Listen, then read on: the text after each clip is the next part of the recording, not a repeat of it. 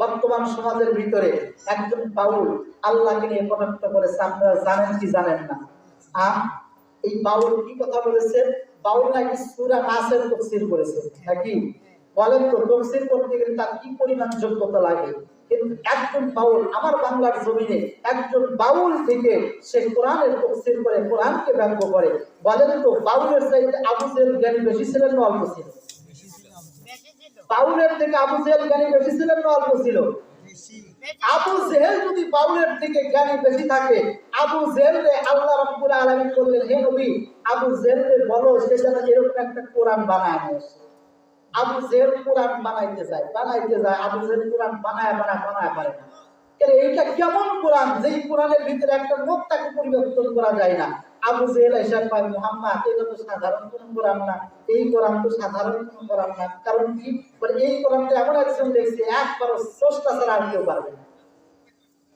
আর আমার বাংলার জমিনে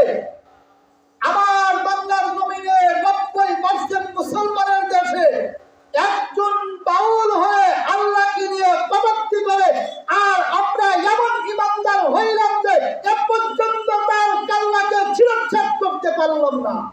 আমরা এতটাই ইমানদার হয়েছি আজকে।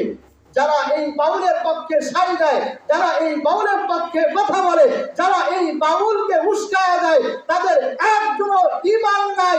আর যারা এই বাউলের পক্ষে থাকবে, তারা কেউ কোনোদিনও মুসলমান হতে পারে না। কথা বলেন ঠিক কিনা? এই জন্য মুসলমান ভাই বোন আমার, আমাদের জমিনে, আমাদের সম্মুখে আমাদের নবীকে নিয়ে কথা বলবে, আমাদের আল্লাহকে নিয়ে কথা বলবে।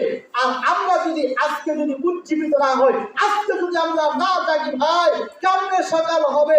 আমাদের ঘুম তো সারা রাত্রি থেকে যাবে, আমাদের আর জীবনে সকাল হবে না। কথা বলেন ঠিক কিনা? এই জন্য মুসলমান ভাই বোন জাগতে হবে, ঈমানি চেতনায় জাগতে হবে। আমাদের আল্লাহকে নিয়ে কথা বলবে, আমাদের রাসূলকে নিয়ে কথা বলবে। এর ঠাঁই এই বাংলায় হবে না। কথা বলেন ঠিক কিনা?